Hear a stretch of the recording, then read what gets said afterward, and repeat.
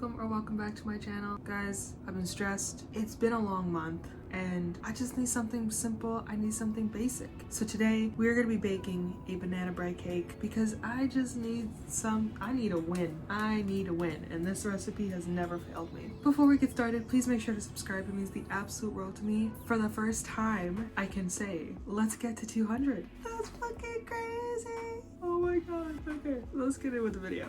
Okay, I got a small bowl with me here. As always, not my recipe, but I've been doing this recipe for so long, I don't remember where it's from. So you're gonna need about 2 to 3 bananas. These are quite like medium-sized bananas, so I'm gonna use 3. Plus, that's all I have, so I have no choice but to use 3. Putting them in a separate bowl. These aren't like overly ripe. Actually, they're not really ripe at all. They're kind of at the perfect eating consistency, but they will do. I am mashing them up to the best of my ability. We kind of want this to look like a very questionable and sort of downright disgusting consistency. I feel like all I've been saying is that I'm stressed, and I'll explain why in a different video. I think that's what I'm probably gonna do next week. I need a break from life. I am not the soldier you want me to be, Lord. Fun fact, I actually can't have bananas on their own. I can't eat it raw. Pause. Now, I've not been tested for an allergy to bananas, but I can tell you for free that without fail, every time I eat a banana in its raw form, or should I say fresh form, it makes me throw up. It hurts my stomach real bad. I never used to be like that. It's actually something that's developed as I got older. Same thing with fresh mango, fresh avocado.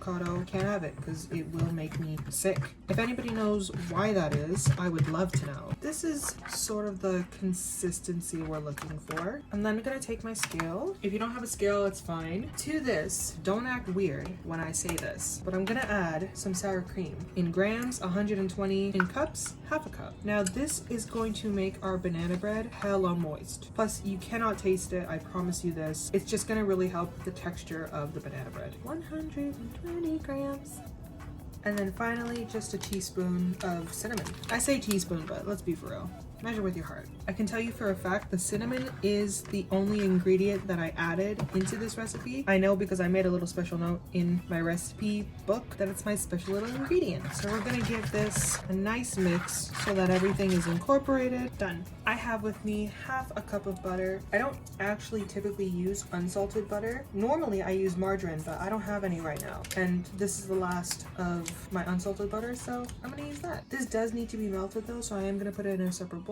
I'm gonna go melt this in the microwave at 30-second intervals. We don't want this to be too hot. We obviously just want it melted. I'll be back. Butter is melted. We're just gonna pour that into our bigger bowl, along with 200 grams or 1 cup of white sugar. I'm then gonna take a whisk and stir this until it's just combined. I know I said just combined, but it's actually until it becomes a little bit thicker and it doesn't really slide off the sides as much. Honestly, this is where an electric mixer, a hand mixer, or stand mixer would come in handy. I don't know why I'm not using my stand mixer right now, I'll be so for real.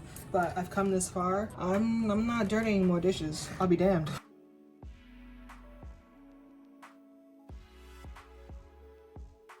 Okay, you can see that it has become a lot more pale and it's taking a lot longer to fall off the sides. That's the consistency that you want. To this, we're gonna add 2 whole eggs.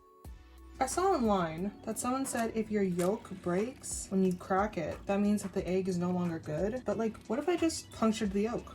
How are they gonna know? They're gonna know. How would they know? We are also adding 1 teaspoon of vanilla. We measure this with our hearts. Give this a good mix.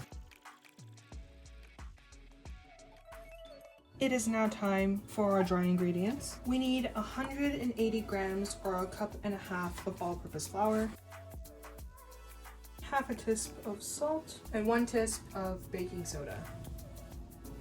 Again, mixing this together until smooth. Now she will be thick, and even though we love the thick, it's not what we need right now. Finally, the last step is to add in this banana, sour cream, and cinnamon mixture.